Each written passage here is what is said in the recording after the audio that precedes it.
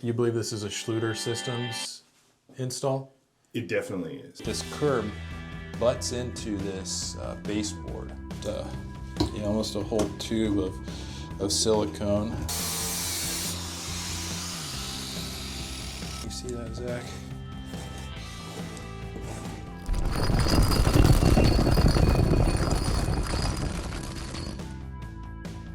All right, welcome to Tile Coach. So we're checking out David's house. It's a DIY shower that he had a failure on, and he called us out to see if we could do a repair on it. So let's go check it out.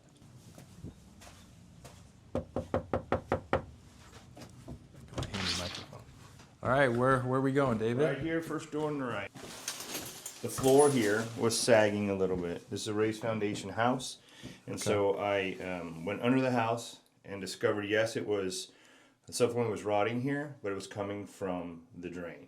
Okay. The drain appears to have separated from its connection. It's the Schluter Kerdi, where you would tighten it, and it separated enough that it was leaking. That leaked in between the subflooring and then spread out. You believe this is a Schluter Systems install?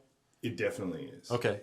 And you did the install on this, correct? I did. Okay, good. So how long ago? 6 years ago. So you tiled this 6 years ago, and when did you start first seeing the signs that you were having issues? About 6 months ago. Okay, so this It's not used very often. Okay. Right? It's an extra shower for guests or whatever, and yeah, and I noticed it, as I said, with the floor. Okay. It was an easy system to install. Was it foam? You have a foam pan? Yeah, it's a pad. You know, it's that Yeah. pad. It's orange. It's orange, yeah. Okay. Or it was. Got it. Yeah, and the sides are all orange. I did it all myself. Do you have any extra wall tiles? Of those big ones, I think I do, yeah. Okay. Okay. Good. But not of the floor. Not of the floor. Okay. But that's minimal. I mean, we did this. My wife did the tile. We can easily do the tile again. Once we get the repair done, we're good to go. Okay. Okay. Well, let's see what you can. Yeah. Let me dig into it, and I'll see. I'll take out some tiles around the drain. If there's an issue with water getting down into the system, the curb definitely needs to come off. Okay. And at least that bottom piece of tile. And I'll know a little bit more, and I'll let you know what I find. Once you go from the drain, but my wish, the best case scenario, of course, would never have happened, and that if we took out like this first, and then that could be the deciding factor. Okay. If you don't see anything more, Correct. Then we don't go Any to a greater extent, right? Gotcha. But I know that if that's not possible, we do what we got to do. Okay, you got it, David. We'll get going on this, and I'll let you know what we find. So how long have you been doing the YouTube? Yeah, and actually, in general. Oh, I've been contracting since 2002. Okay. Cool. Yeah, and then the YouTube stuff we started in like 2011. Yeah. Good. Yeah, got in pretty early. Yeah, that's great. I think it's a great educational tool for us as well. Yeah, and it shows the quality of your work. Yeah, and I appreciate you letting us do this, because it'll definitely help other people. They'll see it and they'll go, oh, I know what not to do. To do a number of different things before I got to the point of contacting you. Yeah. Okay. Cool. Okay. All right, Thank you. All right, David. All right. So I could see in the he sent me some pictures earlier of the drain from underneath, and it looks like a mess down there. It looks like the subfloor, definite water damage, and from the top it looks like a whole tube of silicone. He just tried to seal up the drain from the top. First impressions are, I don't know if any of it can be saved, but we'll see. We'll go in there and start small and take out a few things and see what's underneath there. Okay. I just want to take this opportunity not to be critical of David, but again, just education and information for you out there. If you're a DIYer and you're building a shower, I want to point out some of the places that make this look like a DIY shower. You can see here with trim, one of the things I see DIYers make mistakes on a lot is trim. They don't understand the right trim pieces and how they're supposed to be used. You can see there's a ceramic pencil trim that they used, but there's probably wallboard behind here, and they used a Schluter metal trim. This is actually a Schluter Rondeck rounded bullnose piece, then a ceramic, what we call a jolly or pencil trim, and then the tile. So you have this kind of funky double bullnose trim going on here. And this I would have just done either one, and then if I needed to cover up the wallboard back behind here, because you got 1/2 inch wallboard that you need to cover up, I would just use a scrap piece of the tile so it looks like field tile trim, field tile there. I'll try to come up with an example for you to see that. You could tell this is a DIYer job by the way that this curb butts into this baseboard. For one, baseboard, this MDF, swells up when it gets wet. You want to keep it far away from the shower curb as possible. A lot of times we'll do a leg of tile that comes down and then the baseboard butts into it. But even if you wanted to bring the baseboard right to the curb, you would do the tile all the way to the wall, and then the baseboard would butt into the curb. But you never want to have the baseboard running past the curb here with the curb butting into it. So the grout is cracked here. But see how the curb is sticking out past the wall? We would have this curb inside of this point here. So the curb outside of the curb would be in line with here, and the curb would run here. That way you can put a glass door here and have something to mount to. Here, if you wanted to mount the glass door, there's nothing here. And it just kind of, it looks funky. It doesn't look like what your eye is used to seeing with a professional job. Again, not trying to be critical, just pointing out some of the differences between what a DIY job and a professional job looks like. David said this is a Schluter drain, but it doesn't look like a Schluter grate. Have you seen a Schluter grate that looks like that, Zach? No. Yeah, so it might be a knockoff Schluter or some other type of drain, but Schluter's drains typically have screw holes in them. They're usually screw down drain grates. I think they do have some friction fit ones, but most Schluter grates have 2 screw holes. So here's all that caulking. Yeah, look at that, just yeah, almost a whole tube of silicone. It looks like it's gonna kind of. And again, I've never seen this type of drain before, so I don't know if I've ever seen that much silicone before. That's a lot of silicone. Yeah, this doesn't look like a Schluter drain. It must be some other system.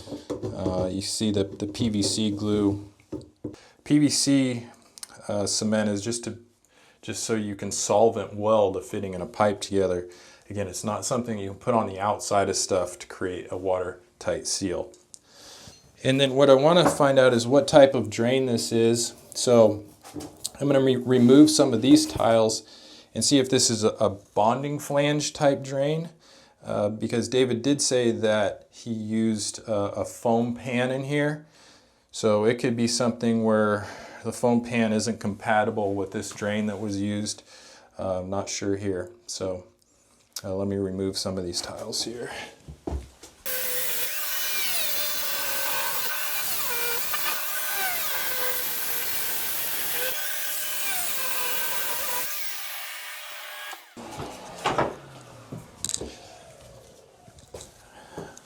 Okay, I'm just going to start with the chisel and see what I can get out of here before I move on to the chipping hammer.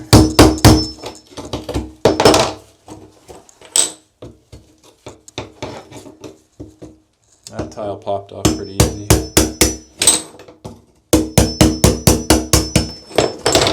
It looks almost like this is a yellow,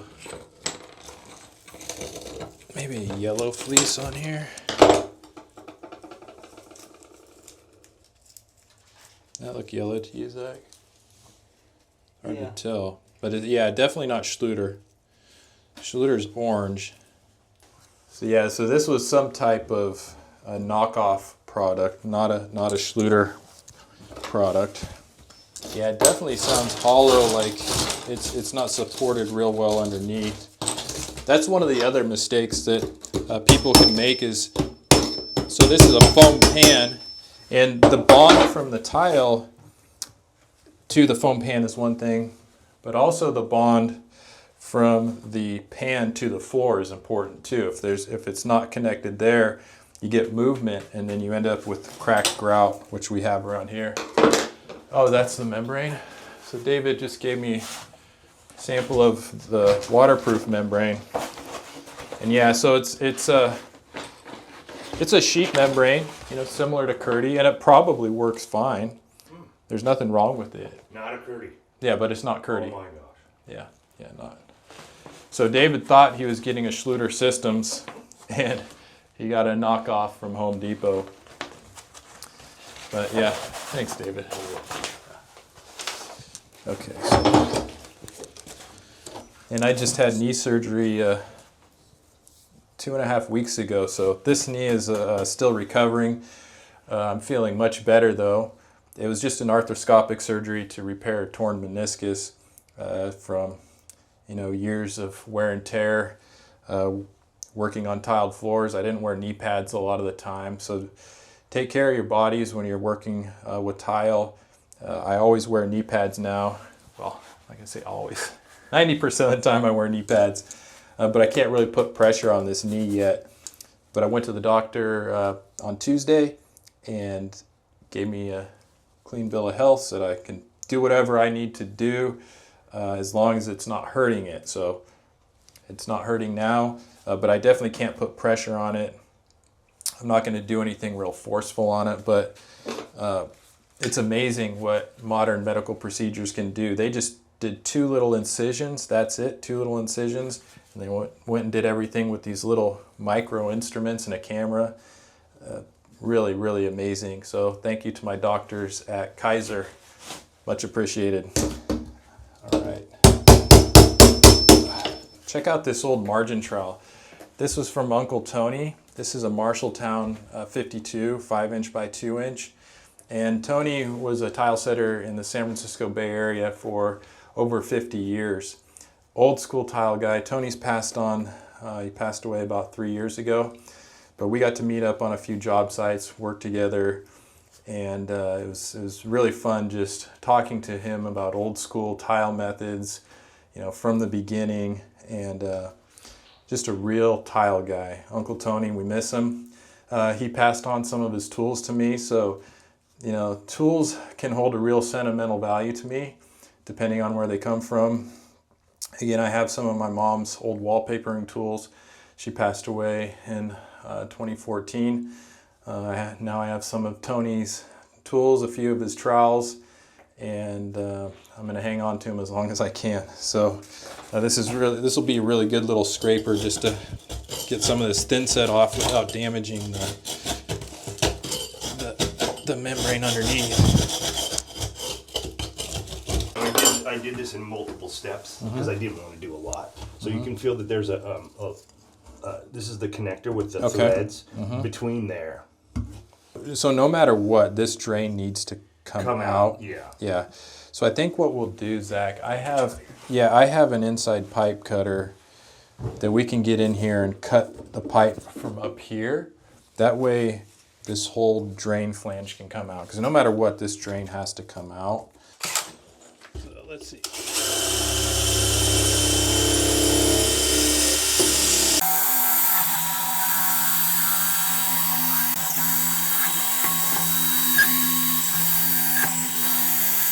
I think the diamonds on plastic don't work all that great. It was kind of, you know, smoking and just kind of melting the plastic. Whereas the other ones we use with those serrated teeth, they're actually cutting through the ABS or plastic, whatever you got.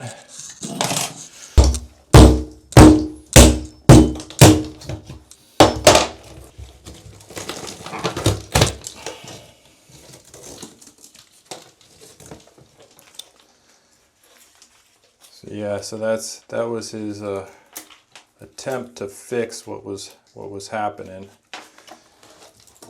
And again, I've never used this type of drain. Never seen it before. Zach says he's seen one. But if you've seen one, you recognize this, maybe put a comment down there so we can at least know what type of drain this is and stay away from it, because it's really funky. And maybe it was leaking.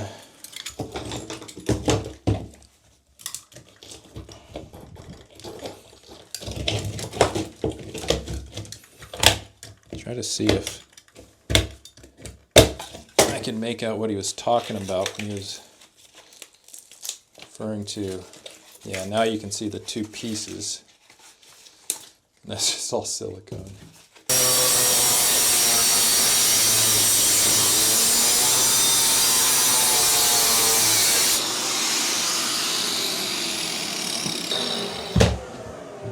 this was the floor.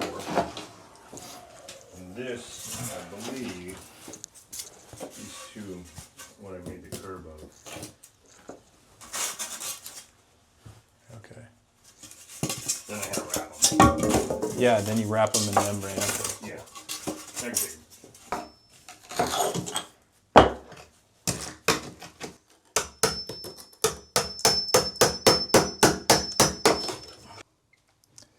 So I'm going to take a little section out here and see what's underneath right here.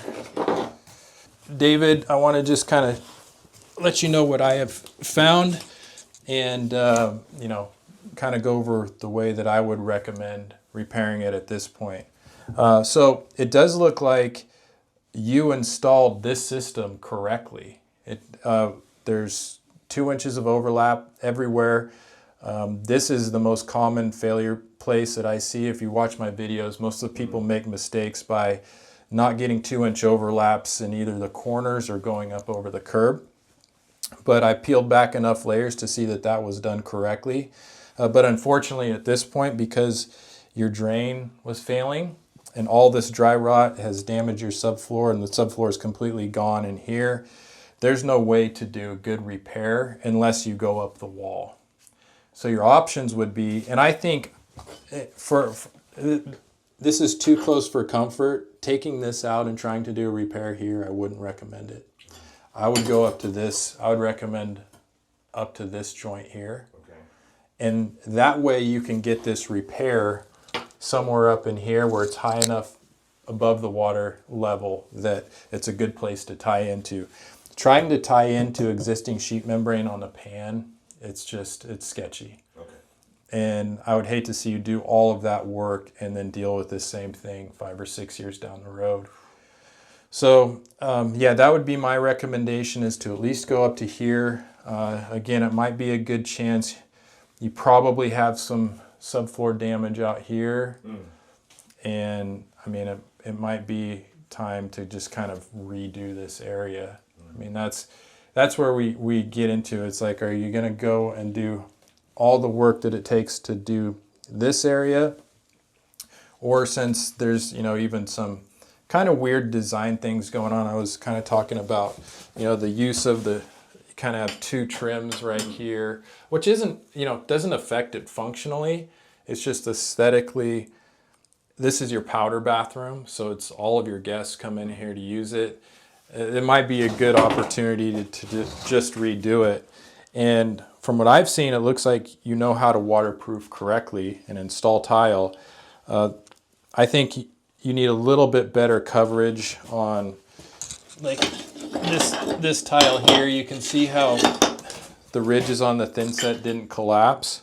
So you just want to make sure you get enough thin set and a good squish so that you have full coverage of thin set between the tile and the membrane. But yeah, you'll just have to decide, are we gonna go with the 1-row repair, or is it time to just redo this? No, the 1-row repair? Okay, then let's, what I can do, David, is I can kind of give you some guidance on how we would go about that to do this repair. And then what we can do is I can check it. We can just set up a Zoom call, and then you can show me, you know, hey, did I do this right? Or if you got any questions along the way, I can kind of guide you through it. All right, thank you. But yeah, no, I appreciate it, David. Thank you very much for allowing us to do this so people could learn from it. Yeah, and I guess the lesson learned in this one is whatever kind of drain that is, stay away from it. And it's probably off the market. It probably had, you know, unfortunately, they put these products out there, then they fail, and then they pull them off the shelves, and you'll never see them again.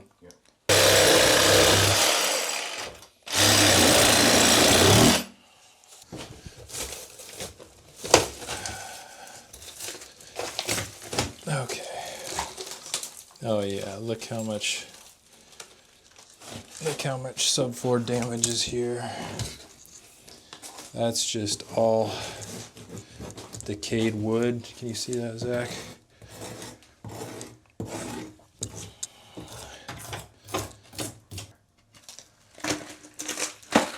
But yeah, this subfloor should be replaced. And it looks like it's going all underneath this floor here too. So yeah, so since this wasn't even a shower before, this was a little wet bar for his living room and then a closet. This is really a powder room that they converted with the shower. I guess one of the options is just to close this off. It looks like some of the framing wasn't done correctly up here too, because there's a big crack in the drywall.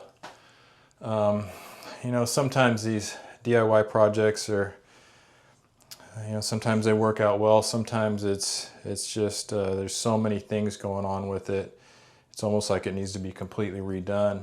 But I'm going to give him a prescription for if he wants to do a one-row repair. That's definitely doable.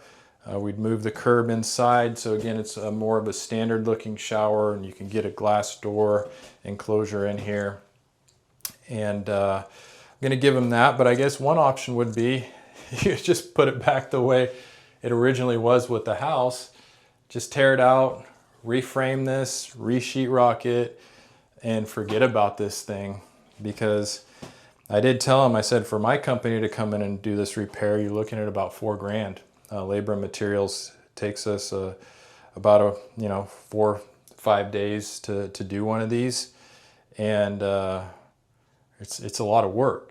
So I usually say, well, if you're going to put that much money in just to the bottom row, why don't you just do the whole shower? Get rid of kind of these funky trims and everything on. But I'll leave that up to him. I'll tell him what needs to be done for that. But as I was stepping back and looking, and I saw that crack in the drywall, I was like, well, one of the options could be just to reframe this, just turn this back into a powder room. I guess you could put a nice built-in linen cabinet in here or something. I don't know. There's a lot of space. Maybe you can add, get closet space on the other side too. That would save a ton of work and a ton of money than redoing this. But we'll leave that up to David. David's a cool guy. He was really gracious to let us come in and film. It does look like it turned out that the water was coming from the drain and then going out, although it's somewhat inconclusive because I couldn't quite figure out how this waterproofing system was put together, because I've never recognized it. Again, if you know what it is and if you used it or recognize it, leave it in the description below, so that would just help me for my own knowledge of what it is and know what to look out for. But we got it closed up so that none of that mold and everything can come up. Yeah, so we're gonna get going. I made these, I wanted to show you these new, this is a new hoodie I made. I got t-shirts and hoodies. This is pretty cool. This is all of, well, not all of them. I took one video from each month that we did last year in 25. We started in Los Angeles, believe it or not, and we ended in Braunschweig, Germany, of all places, at the German Testing Institute. So I made videos on all these, and I just called it the Tile Mall Tour 2025. It's pretty cool. And yeah, Los Angeles, San Francisco, back to Sacramento area, San Diego, New York, and then Indianapolis. Zach came out to Indianapolis with me, and then ended up in Germany. So I'll put these up on my website if you want one. They're pretty cool. I like them. And then it has, yeah, just the new little mascot logo on the front. And so, yeah, I'll be in touch with David, and I told him that I would do Zoom calls with him, do some tile coaching to make sure he gets it done right this time with the correct system to use. It's not always the case that, you know, every system works well when installed properly. There are some systems that just are crap. And so if this was a Schluter system and he installed it by the book, this would have held up fine. If it was a tile ready system and he did it by the book, would have held up fine. If it was a pan liner done by the book, would have ended up fine. But unfortunately, he got a bad system from Home Depot. It looks like that was a short-lived product because it's already gone, already off the market. And anyways, I hope you learned something from the video. I love you. I love being your tile coach. We'll see you on the next one.